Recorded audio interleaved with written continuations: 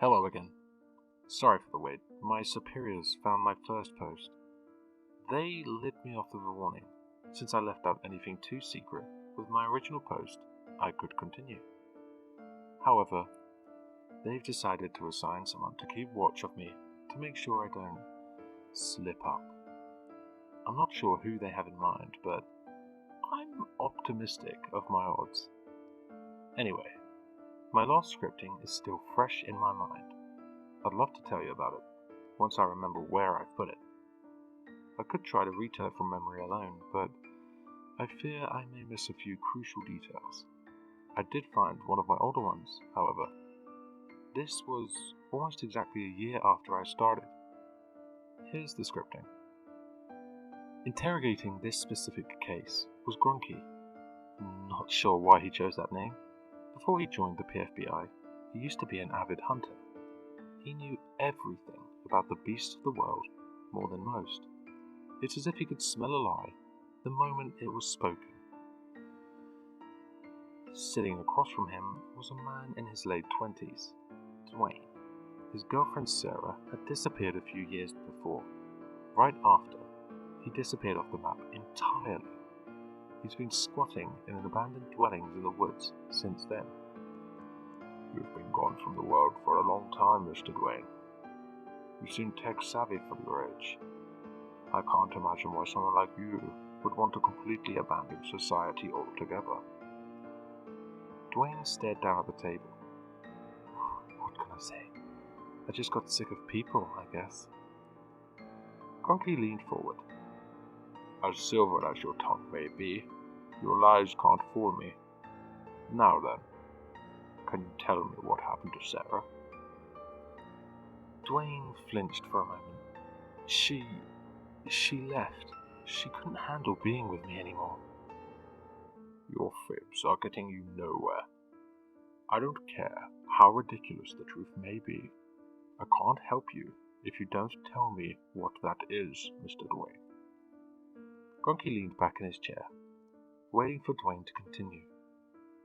After several moments of silence, Dwayne spoke again. It was supposed to be perfect. I had planned everything 2 weeks in advance. It was our 5-year anniversary of being together. Valentine's Day. Candles were lit, turkey roast finishing up in the oven. I checked my watch for the 2,000th time. Sarah would be home very soon. Hopefully just in time for dinner. My hand slid into my pocket for the 10th time that night. The proposal ring was still there. Moments later, Sarah walked in. She was ecstatic when she saw everything. She walked to me and planted a kiss on my cheek. I asked her how work was. She told me it was a slow day. Soon after, we discussed, as we did always over dinner, about our day, plans for the future, hoping for advancing in our jobs. Time seemed to flow by so quickly. Being the gentleman, I cleaned up the meal. Sarah waited for me as she prepared for the evening's activities. She told me she was going to change into something more comfortable. My heart stopped at that moment. I dropped the plate I was finishing up, letting it shatter on the floor. I tried to stop Sarah from opening the closet, but I was too late. She noticed the blonde strands of hair poking out from my pile of laundry. She was furious with me. No, more rage than even hell itself burned within her eyes at that moment. She asked me who I was cheating on her with. I kept telling her I had no idea. That's when she reached for the blonde hair and yanked it upwards. What she pulled up wasn't a woman, but severed head, still dripping with blood. Sarah's face of utter horror mirrored the head's expression. She began screaming, trying to get away from me. The blinds were torn from the window, allowing the light from the full moon in. My body transformed into that of a feral beast. I couldn't control myself as I tore her flesh apart and devoured her. It was several hours before I transformed back. I couldn't live with what I had done, so I ran. I ran to where no one would find me. Dwayne's hand kept fiddling with 2 rings that rested on his ring finger. The table was wet with his tears. Grunky cleared his throat.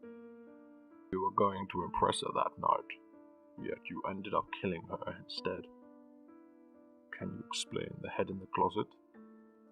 Dwayne wiped away his tears, cleared his throat, and continued. A few hours before Sarah got home, I was looking for someone to satisfy my hunger for when I transformed. I found a homeless woman in an alleyway. No one would miss her, so I took her home and I cut her up. I had to stop right as I got to the head. I'd almost forgotten to start the dinner I had planned for Sarah and I. I just figured the fumes from my laundry would hide the scent of the corpse. Apparently, I didn't hide it well enough. Dwayne finally locked eyes with Grunky. I assumed he was going to plead for his life to be spared. Look, I know what I'm guilty of. More people than those 2 women have lost their lives because of me. Just arrest me. Better yet, just kill me. A monster like me doesn't deserve to live at all. Grunky pondered at Dwayne's words for a couple of minutes. I never mentioned anything about punishment or death, did I?